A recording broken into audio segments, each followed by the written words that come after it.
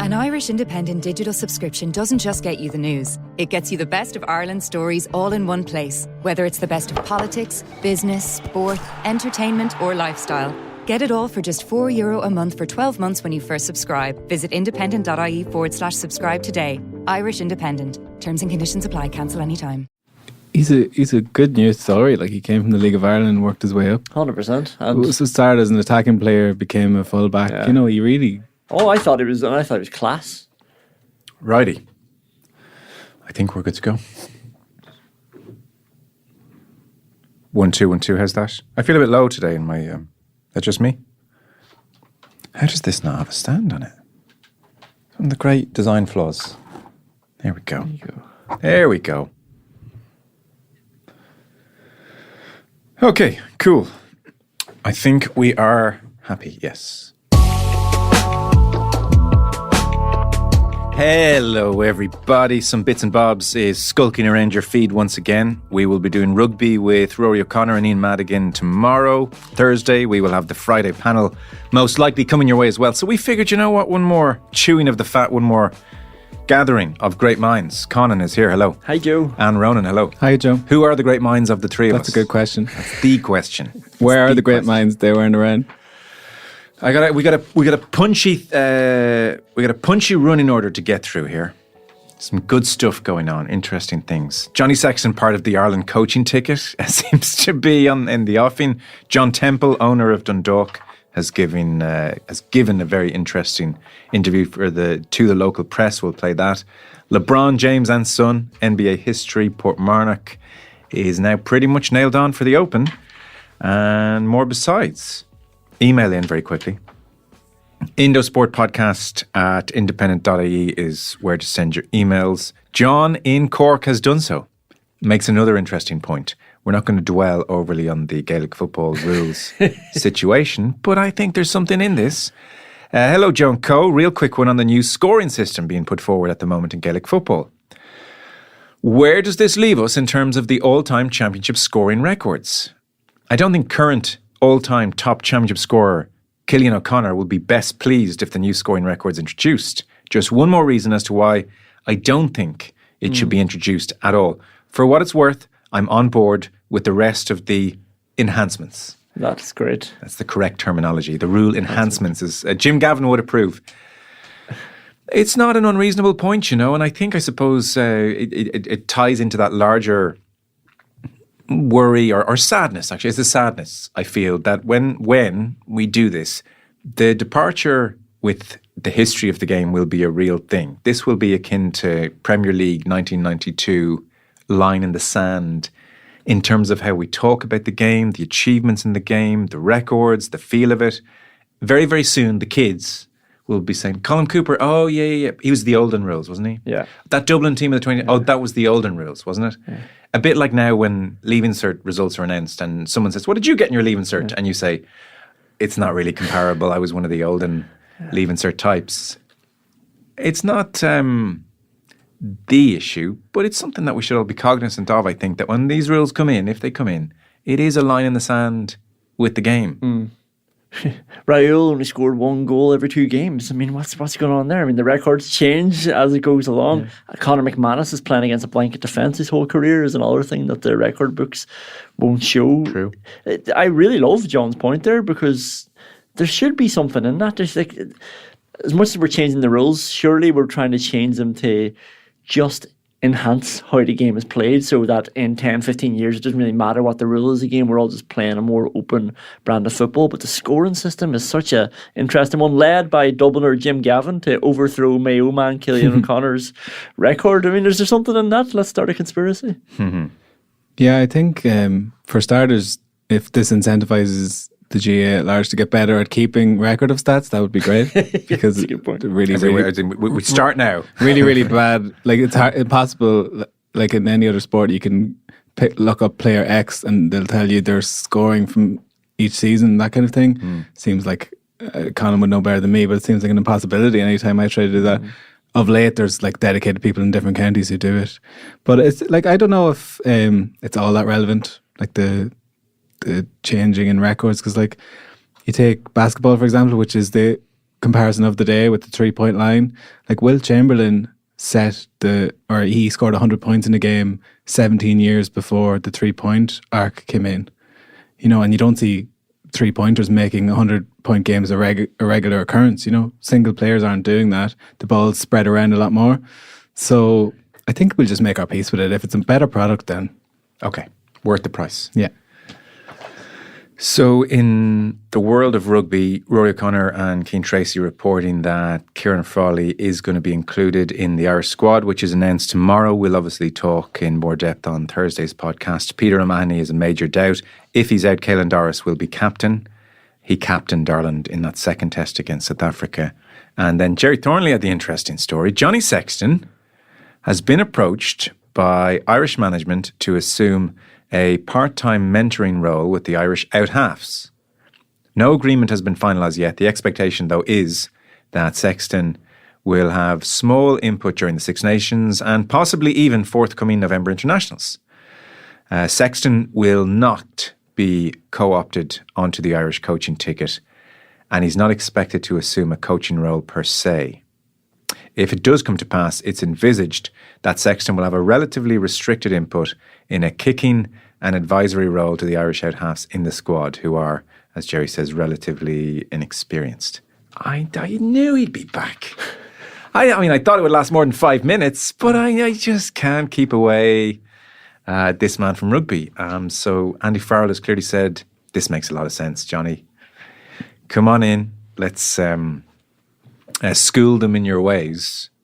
Kicking, I suspect general play will come into it too. So, in effect, Johnny Sexton as your out-half coach. And beyond that, that's a face. What's that face? I don't know. Would a clean break not be better for the new incumbents?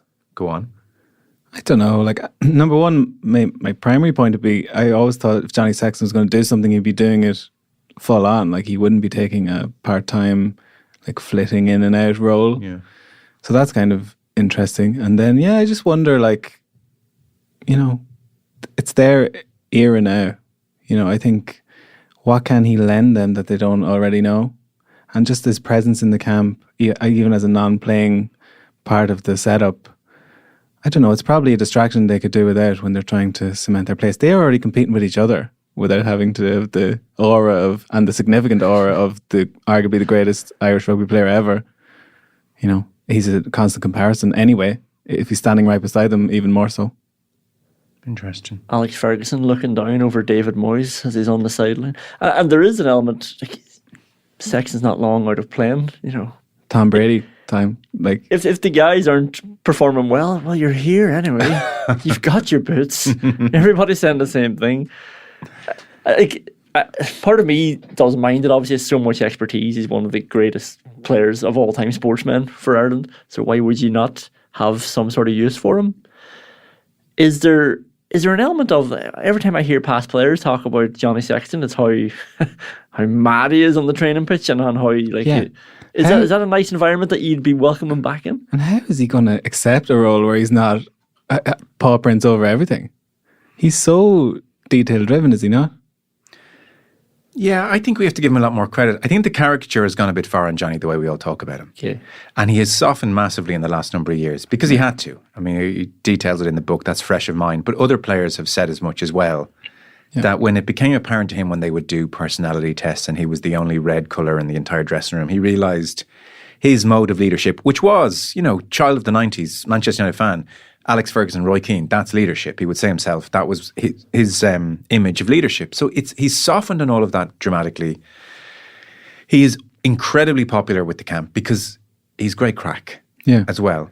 And I think he has developed a real understanding as to how he talks to younger players. You know, Leo Cullen, Stuart Lancaster sat him down and said, you have to understand, James Ryan was a wide-eyed 12-year-old in the crowd when you were beating Northampton in the Heineken Cup final.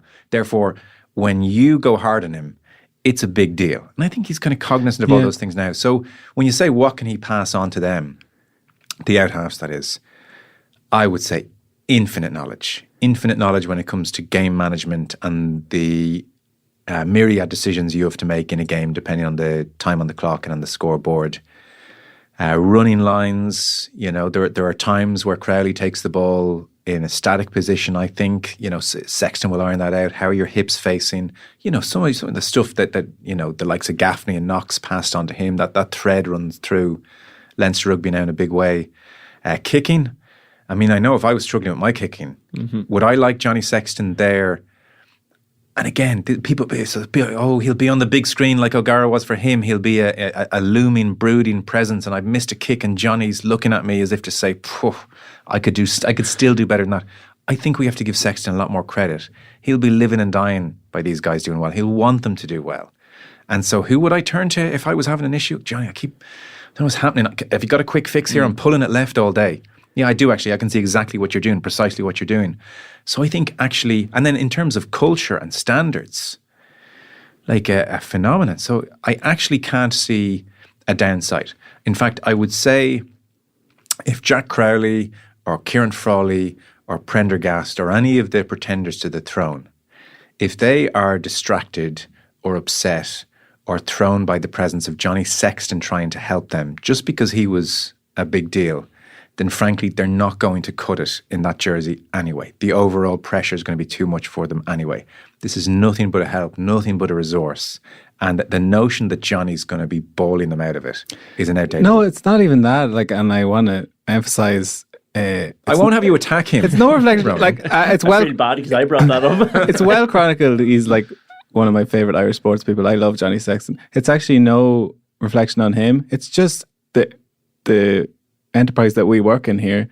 It's a ready-made narrative. He mightn't be at the games, to be fair, if you're worried about the big screen. Yeah, but the comparisons are. I think comparisons won't go away. But I think it's. Is it not more the point that I'm making that what is like?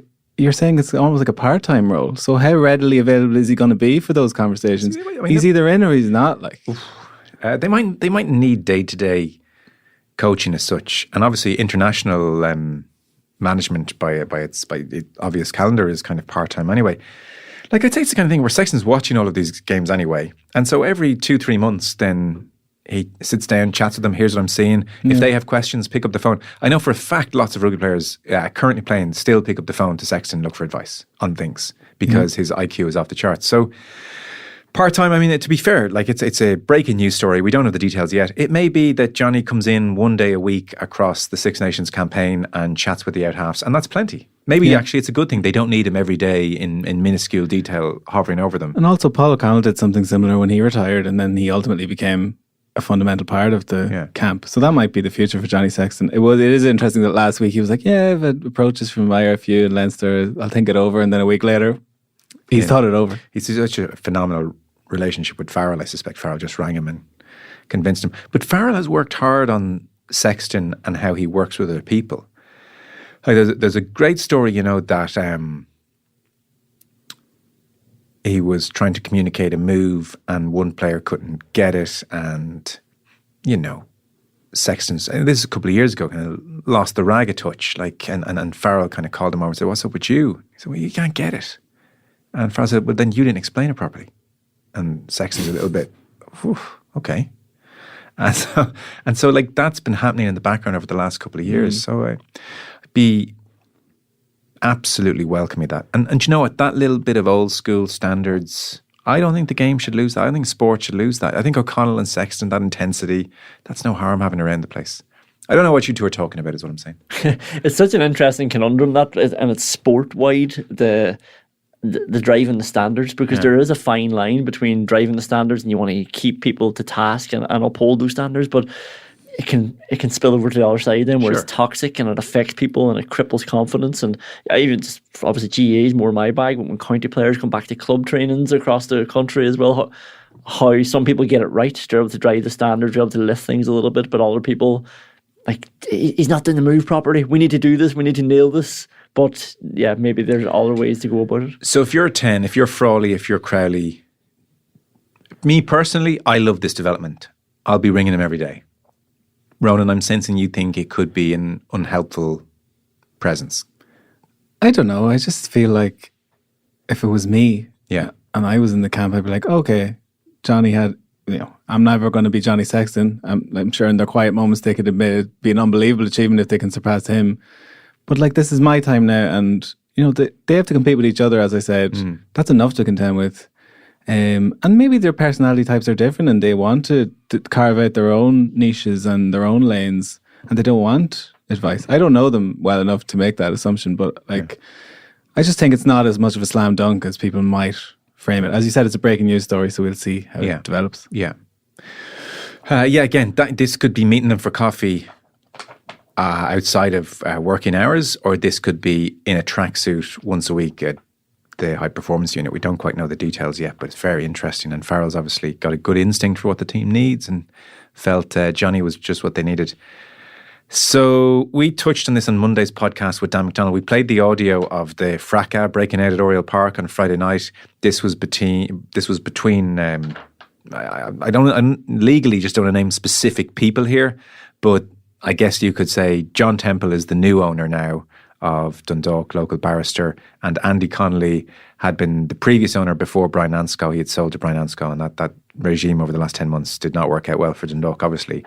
So some kind of argument spilled out from a box of some sort, or the pub of some sort in the stand, out into the stands where Dan was talking to Rory Higgins, and he recorded it. We played that audio on Monday's podcast, and it was all very, very ugly.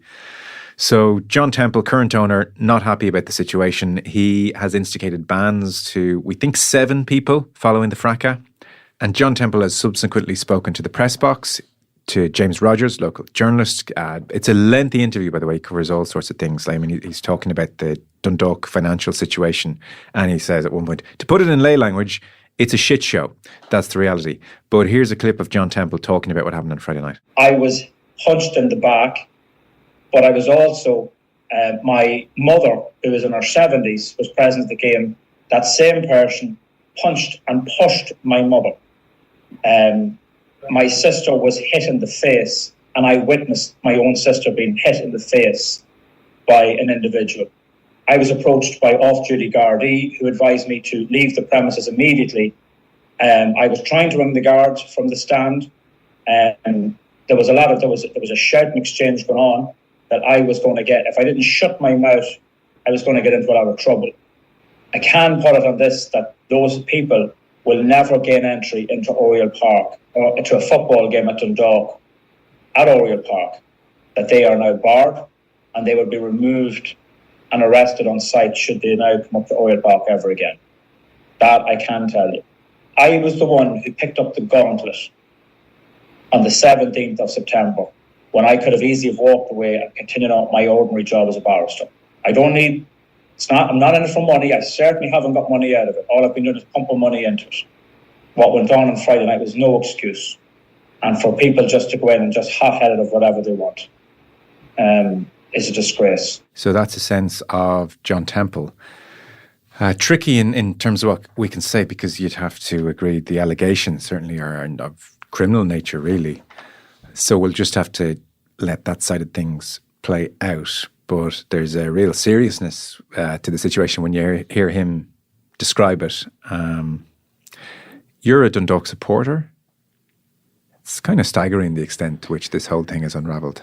Yeah, it was a grave enough day as it was. Like, even beyond that, you see Rory Higgins, once of that parish, like Derry steaming through, with their progression, and meanwhile Dundalk are falling out of the league, and he would have been a big part of the rise under Stephen Kenny. So just juxtaposing that alone was kind of grim. And then this developed over the subsequent hours and days. It's just hard to believe. Like, I don't want to go over old ground with how it's come to this, like with the amount of money that was generated during those heady European days, and there's plenty of reasons why it hasn't been come to the surface, not least the fact that no refurbishment in Oriel Park, given those age-old issues with like ownership of the land, and they can't just be freewheeling. Like, in an ideal world, you would just put all of that into the stadium and it becomes a source of revenue in and of itself, but like that wasn't an option. You could barely see a new lick of paint in Oriel Park since those days. It's kind of crazy. It's too broad a topic probably to distill in this forum, but to take the audio alone, like, again, he's right in what he's saying, that like the club was all but done had he not come in with that saving grace. There's no long-term commitment, though, like in terms of his long-term standing with the club, where they'll be from Division 1 and going forward, and what the ownership setup will be.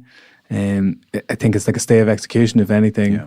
So he's talking about bans for life. Like, the extent to which he's going to be there for the foreseeable future remains to be seen, even. So, but as you said, it's actually not a footballing matter or an Oriel Park matter. It could be a criminal matter, the way he's described it there.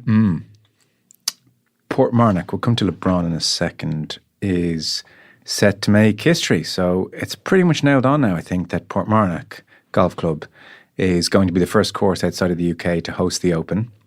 This is on foot of the government yesterday to committing to financial backing, 35 to 40 million euro of public money, which will go into infrastructure outside of the gates of the club. I should emphasise it's not going into Portmarnock facilities.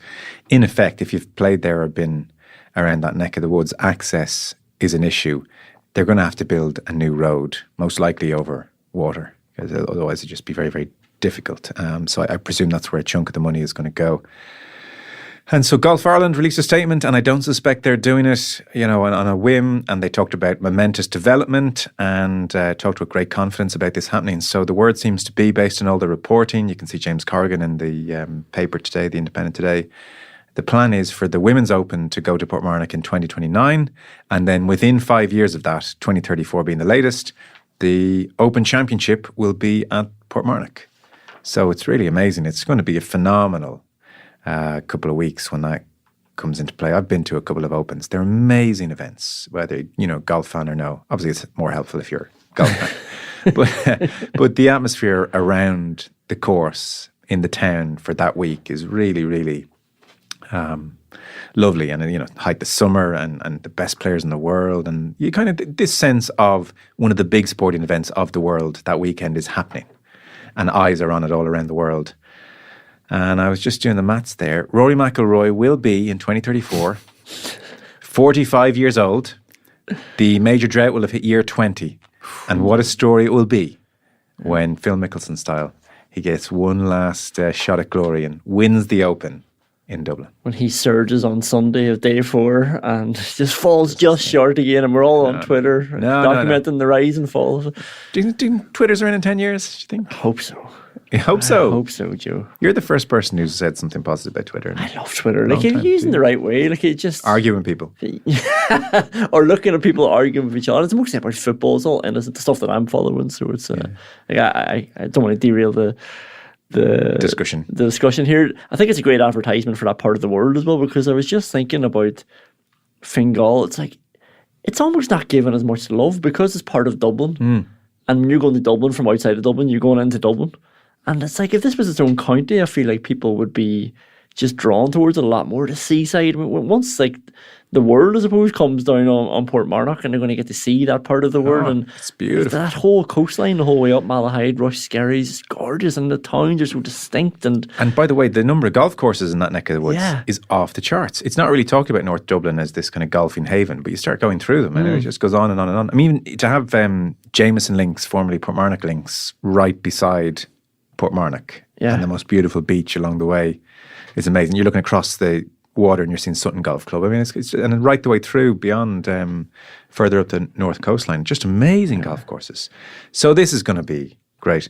Have it on good authority that if you're a member, your wife can play for the princely sum of, would you care to guess how much it is if you were a member of Portmarnock for your wife to play a round of golf with you? Oh. Now be reasonable. One round of golf? One round of golf with Conan Doherty. People would pay a fortune. Yeah, that's a different question. 45 quid. Ronan, care to guess? I don't even know what the going rate is. Oh, it'd be several hundred. Like if you're a rich American coming in. I don't even know. Can you get out there? I don't even know. Look, it's not cheap. But what would it be for your wife to play with you if you remember? 70. It will cost you €1. Oh. Okay. So did I ruin it for you then by guessing far too high? No. You proved the point. It's amazing it's so cheap. That's really good. Yeah. And to bring your parents out, it's tenner. That's okay. Good. It's fair. Like it's a lovely aspect, obviously. I thought it was going to be it's 1,200 quid to do that. No. Can I ask an uneducated question and we can cut this out? Well, it's a podcast. I think that's the majority of questions. I'm actually not trying to be deliberately inflammatory or Little Ireland or anything like that. But is there any unease that will need to be confronted with an Irish golf course hosting the British Open as a cultural thing? Go on. No, I'm just wondering. Like, Ireland's not in Britain. Yeah. And why is an Ireland golf course hosting the British Open? See, I guess technically they don't call it the British Open anymore. It's just the Open Championship. There's nothing to say. But it is the British Open, though, isn't it? Yeah, no, it is, I guess. But there's nothing to say, like in a different landscape or time or world, Australia couldn't host the Open Championship if the RNA dictated as such. Obviously, Australian links with the UK it's still Commonwealth, isn't it? Yeah. Prince Charles and Camilla are flying down there, aren't they? Well, I think they flew down there recently and nobody would meet them. Australia has kind of decided, right, enough is enough of this. So someone from Australia will confirm that or not. I'm 99% sure that. Yeah, so I'm absolutely not. I don't want to make a story out of something that's a non-story. No, I think it's kind of interesting, like that. Yeah. You know, there's no delineation made there that it's the British and Irish Open or anything. Because I know my friend's a big golf fan. He's like, it's not. He actually hates me calling it the British Open.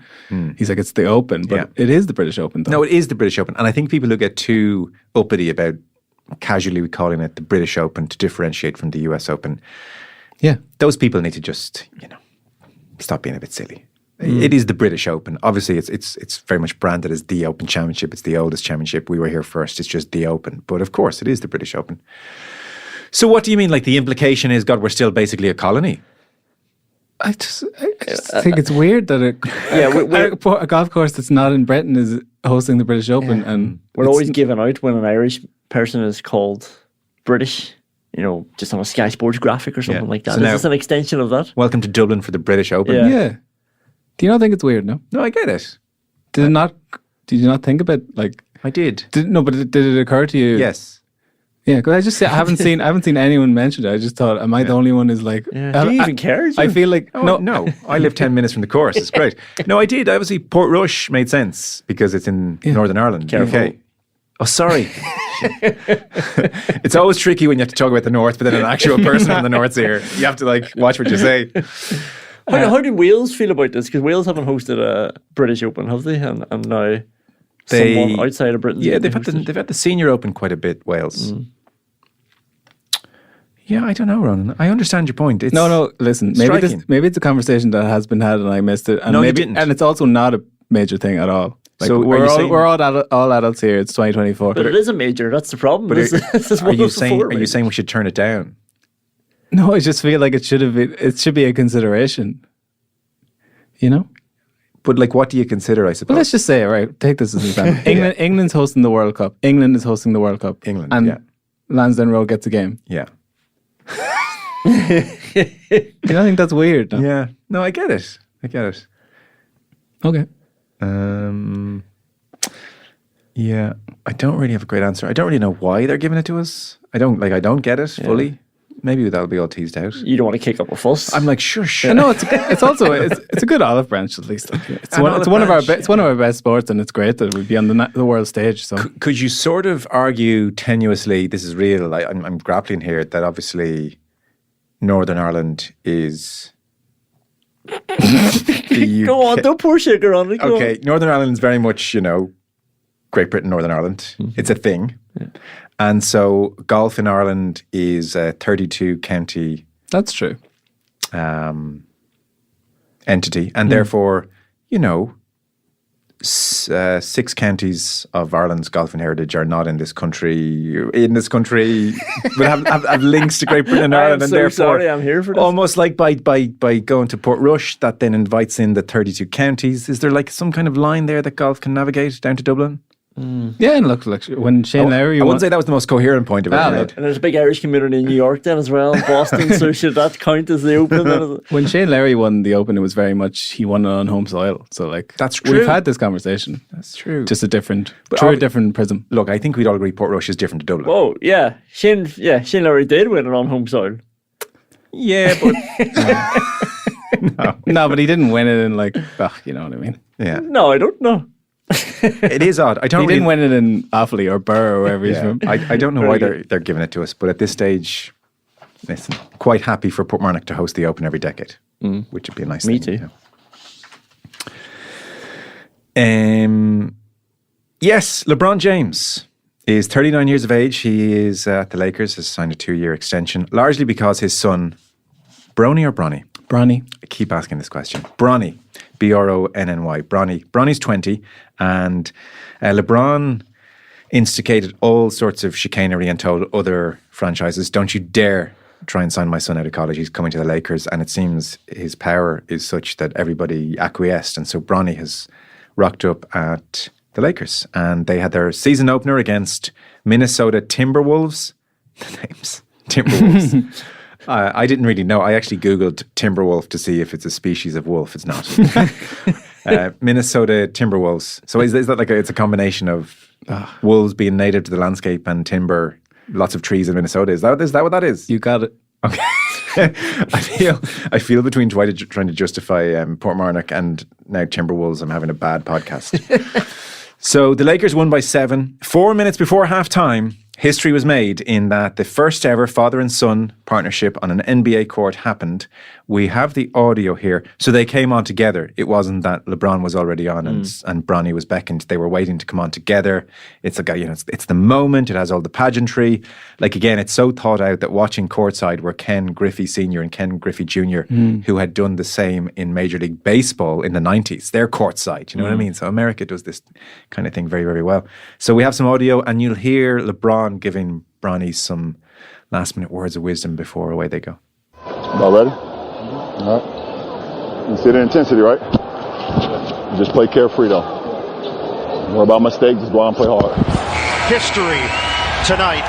The first father-son duo to play together in an NBA game. This is all in the family. And what a celebration for the James family. Bronny's brother and sister, his mom on hand. Bronny, you were locked in all week, and you said you would soak in the moment after the game. What will you remember most about tonight? Just going up to that scores table with my dad, checking in for the first time. That's a crazy moment I will never forget. As you checked in and you realized this lifelong dream, what did you realize about accomplishing that? I mean, I'm just extremely grateful for everything. I was given an amazing opportunity to come in this league and get better every day and learn every day. So I'm just extremely grateful. Huge smile across your face. You have accomplished many milestones. You have made history countless times. Why is this feat so special? It's family. It's always been family over everything. And, for me, I lost a lot of time because of this league and committing to this league, being on the road at times, missing a lot of his things, Bryce's things, Zuri's things. So to be able to have this moment where I'm working still and I can work alongside my son, it's one of the greatest gifts I've ever got from the man above, and I'm going to take full advantage of it. Here we go. Heartfelt moments. Bronny sounds older than LeBron is one takeaway. Sounds like he's LeBron's dad. I'm not sure about that advice, by the way, as you're about to come on. You see the intensity, right, in very warning terms. But play carefree. Yeah. If Johnny Sexton's pulling that with Kieran Frawley, then I got problems. I like it. Don't worry about mistakes. Just play hard. I love that. You see the intensity, though. Be nervous. But just be alert. That's what you'd expect. Okay. Any father and son Animal Kingdom advice to be discussed. It's like that line in Ted Lasso, keep calm and get fired up. Yeah. That kind of thing. It's fascinating, isn't it? Like I was just chatting to Shane outside. LeBron James has maneuvered this so deftly, over a long time, and it'd be different if he was doing it on a no-mark franchise, like, for example, the Minnesota Timberwolves, and but he's using the most famous franchise in American sports as his own personal plaything and family crash. Yeah.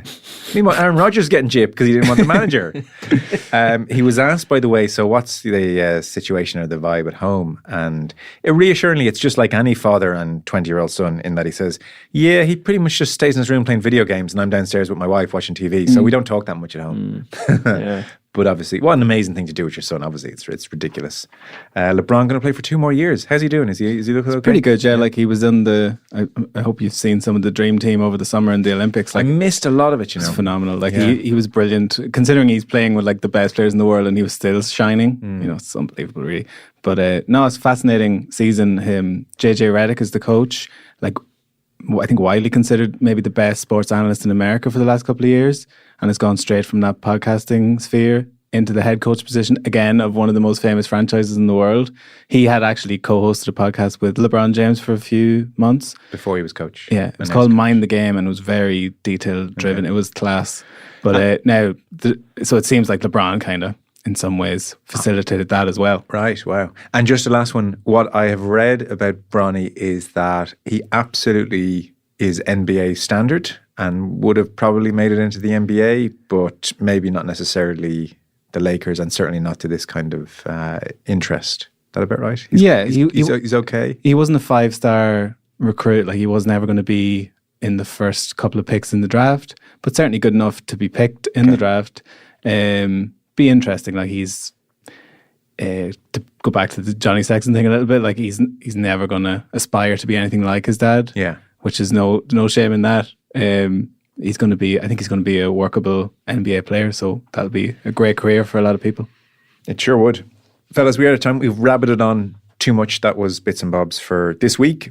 In fact, we're not going to get around to it on Thursday or Friday. If you're looking for some football talk, that has been deliberately held back because we have Jonathan Wilson and Ruth Fahey on the way talking Champions League, talking about Ireland's game against Georgia on Friday night. So keep an eye out for a football podcast in your feed elsewhere. Conan, thank you very much. Thank you. Ronan, thank you. Thanks, Joe.